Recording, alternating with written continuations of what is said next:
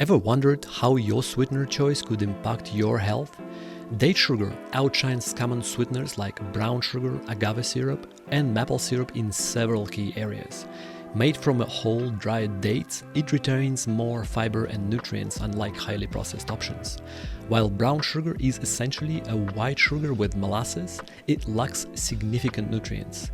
Agave syrup, often marketed as natural, actually has a higher fructose content than many other sweeteners, which can be a concern for liver health.